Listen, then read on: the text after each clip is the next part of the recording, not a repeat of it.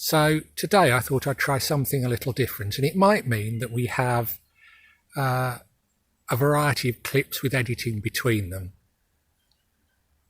Let's see how it goes. Certainly what inspired me to do this was the fact that when I was at university studying mathematics, it was said that the only people who could be lying in the sun with their eyes shut and still be studying were mathematicians. And as I thought about that, it struck me that actually perhaps preaching is something else that can be done in that style. Obviously not in the old days, but in the new circumstances in which we find ourselves, perhaps it can.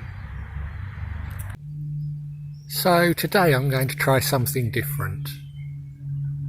Each time a vicar is instituted into a new living, one of the promises that they make is that they are going to proclaim the gospel anew to each generation. And we are now in a situation which is very new to all of us. And if you look at things like the history of film, I suspect that early films were like filming plays. And over the years, the technology has changed, the understanding of how to use it has changed, and films are now very different to a static filming of a play. And yet, so far during this coronavirus, I suspect that most of us have done a relatively static filming of what we always do. So the sermon has been a video of somebody standing up and talking for 10 minutes plus or minus. And so to our passage. Jesus said, "If you love me, you will keep my commandments." Note what he said. He did not say, "If you keep my commandments, I will love you." Although very often people hear that.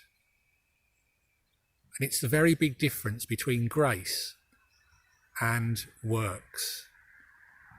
If it's about keeping the commandments to be loved by Jesus, that is one thing. If it is about loving Jesus because he first loves us, that is something different.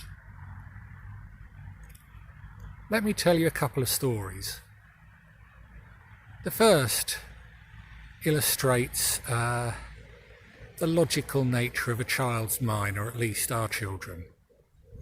When we were on holiday once, Leslie and I went out and there was a packet of biscuits in the house, and we said to them, "Don't eat all of the biscuits." When we got back, there was one left.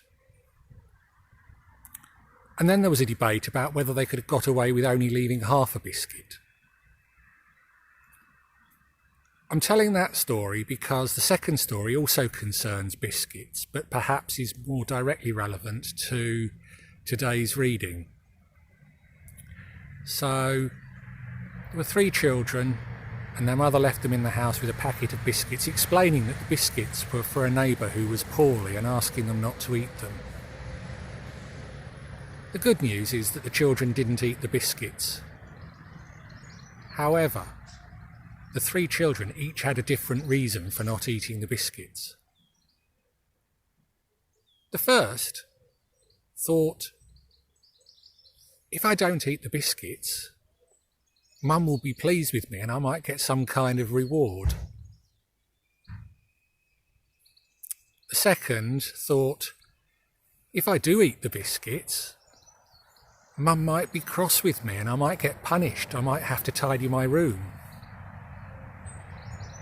And the third thought, I love my mum and I don't want to upset her, so I won't eat the biscuits. And there you can see 3 approaches to faith, 3 approaches to how we live our life of faith. We can avoid doing things because we're frightened of what will happen if we do. we can do things hoping for a reward, or we can love God, and as a result of loving God, our actions will be those of which God would approve. Now, of course, it's not quite that clear-cut, because if you look at the third child, the one who loved their mum, it was still because they wanted to please their mum.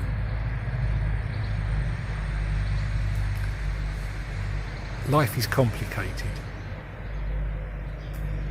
And if you look at the current situation with coronavirus, there are all sorts of different attitudes towards it.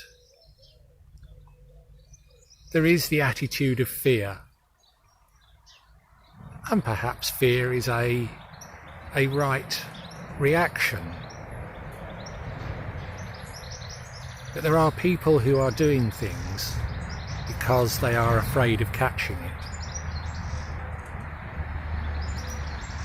There are others who are doing things because they anticipate some kind of reward.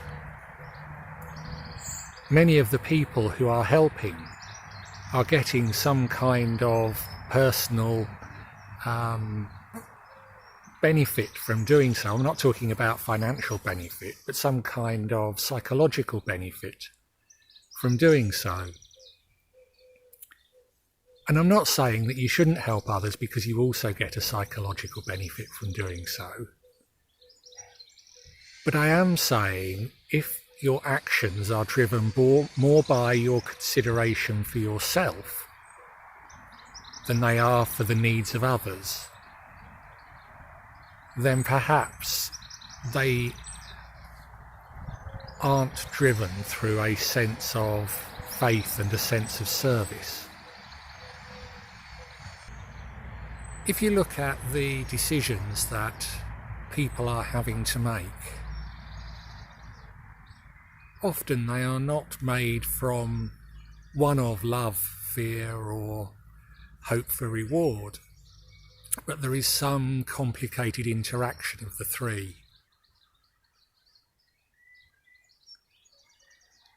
If you take the question of returning to work, which for some people is very current at present, love for your family and fear for what might happen as you travel or work in an office potentially unsafe,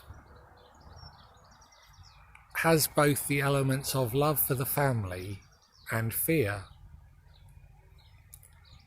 There are perhaps many who are driven by the idea of reward, although whether, if you are in a 0 hours job, turning out for work is fear or reward is a moot point.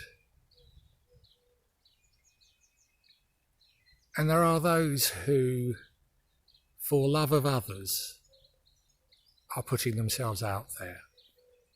I can't speak for what everybody in the NHS has been doing, but medicine and nursing has often been talked about as a vocation, something that you do for the benefit of others. And there are many who, as a result of the help they have attempted to give others, have contracted coronavirus and died. Now, I'm not suggesting we should all rush out and put ourselves at risk, but there is something there. I encourage you to have a look at the motivation for your actions. Are they coming purely from fear? Are they coming from desire for reward? Or are they coming from love? A simple example of that would be wearing face masks. A lot of people seem to say, I'm not worried about catching it, I don't need to wear a face mask. That's sort of coming from the fear angle.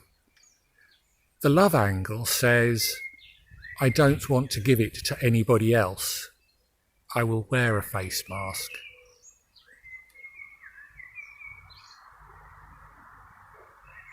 Amen.